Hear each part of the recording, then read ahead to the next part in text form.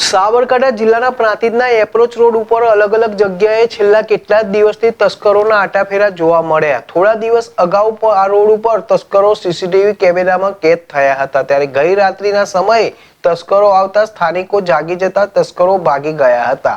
જોકે સ્થાનિકો એકઠા થયા હતા અને પોલીસને જાણ કરતા પોલીસ આવી પહોંચી હતી.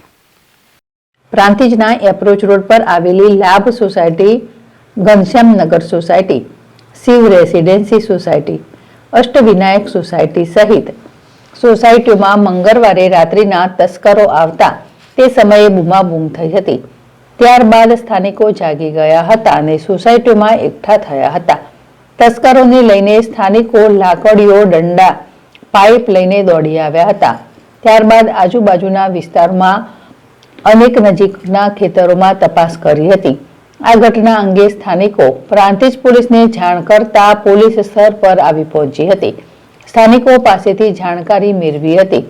બીજી તરફ છેલ્લા કેટલાય દિવસથી તસ્કરોના આંટાફેરા જોવા મળી રહ્યા છે અને તસ્કરો દ્વારા એક મહિનામાં 5 મકાનોને નિશાન બનાવી સોના ચાંદીના દાગીના, રોકડ રકમ અને ઘરમાં રહેલ સરસામાન તથા પમ્પિંગના સામાન ચોરી કરી લઈ ગયા છે.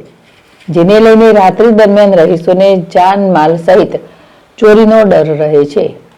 ત્યારે પ્રાંતિજ પોલીસ દ્વારા રાત્રિના સમયે પોલીસ પેટ્રોલિંગ કડક કરવામાં આવે તે માંગ સાથે જરૂરી લાગી રહ્યું છે.